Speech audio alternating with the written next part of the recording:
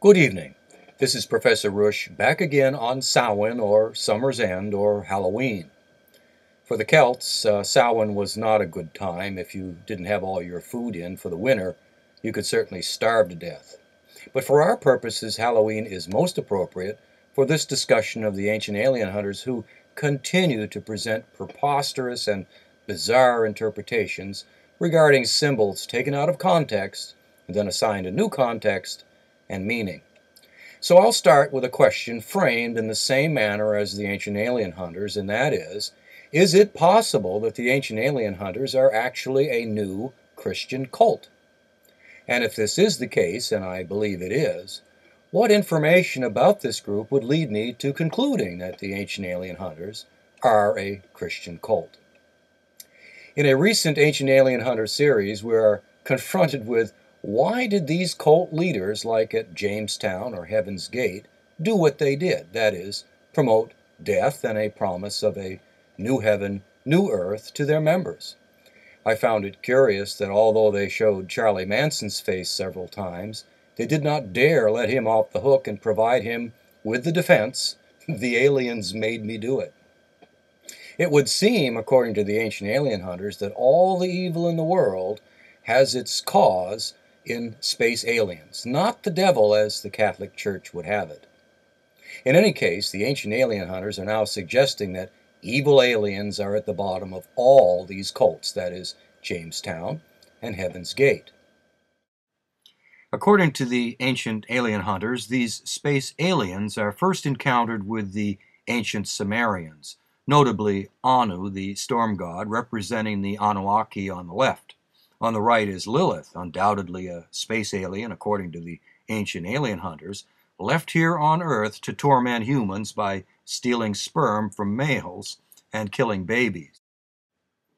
Blood-sucking monsters in general, according to the ancient alien hunters, represent aliens left here who then suck blood and so on, with blood sacrifice amongst the Mayans and Aztecs, somehow representing some sort of identification with misunderstood alien rituals.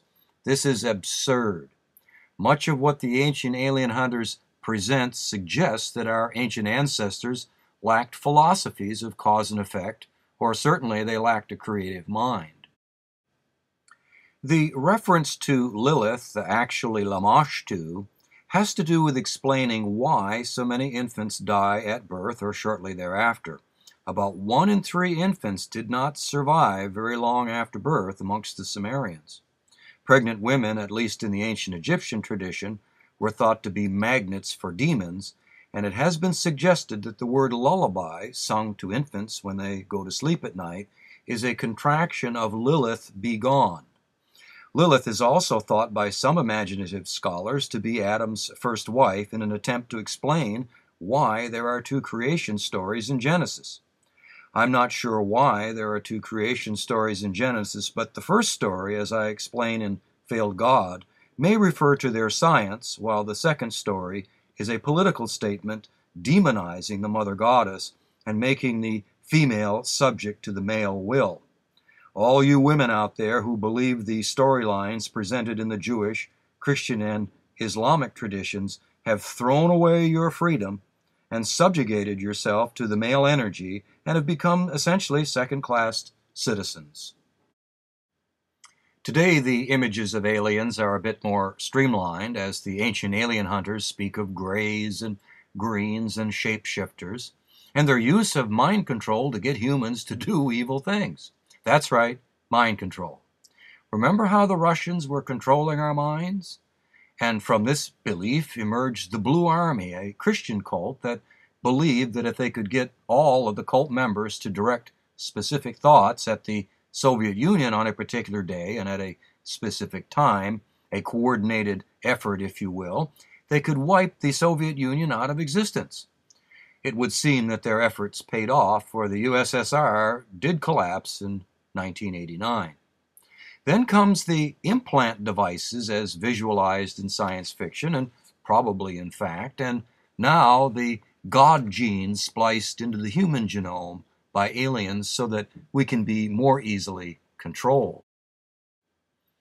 Now, get this. These mind-controlling aliens are evil aliens, trickster aliens with a sadistic nature, probably from poor upbringing, who come to Earth for the express purpose of tormenting humans.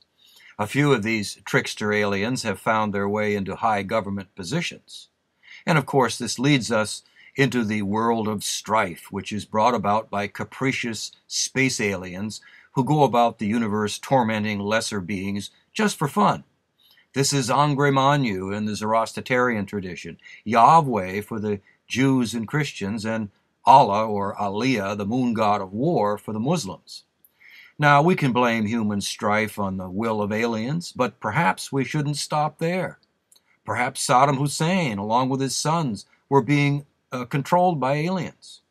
And here we killed these poor people, innocent people, being controlled by aliens. Then there's bin Laden, right on down the line. For us in the United States, we have Obama Anunnaki, the grand trickster, if you will. So now let's get back to the ancient alien hunters, who, in my opinion, represent a new Christian sect. And here's my evidence, which fits perfectly into the definition of a cult. To begin, the ancient alien hunters have their sacred literature, including the story of Gilgamesh and the Hindu text and the Old and New Testaments, and certainly the Egyptian hieroglyphs. We might even throw rock art in here. They even have their apocrypha, or do not read books, including Mandelker's 2300 BC event, Bond and Hemsel's A Sumerian Observation of the Koful's Impact event, and any literature having to do with mind-altering substances and hallucinations of gods and demons are certainly left out of the equation. The ancient alien hunters have their creator beings, aliens, the Anunnaki, Anu, the storm god, really. These are creator aliens. They created us through gene splicing as well as creating composite animals using evidence from the ancient texts, for example, ancient Egypt and Mesopotamia as evidence. The ancient alien hunters have their early prophets or special people or those in contact with the aliens. We have Abraham, definitely a non-person who is not visible in history. Moses, who is Akhenaten. They certainly say that Akhenaten may be an alien. The distorted head of Akhenaten is artistic, by the way. His head was never distorted, as shown with several of the busts of him. Also his wife Nefertiti. We have busts of her as well, and they are not distorted. Jesus, although Jesus may be a space alien, as implied in their last presentation, certainly Muhammad. It's interesting they haven't said much about Islam, a perverse construction, as is Judaism and Christianity. We also have Joan of Arc and certainly more recently Joseph Smith Jr.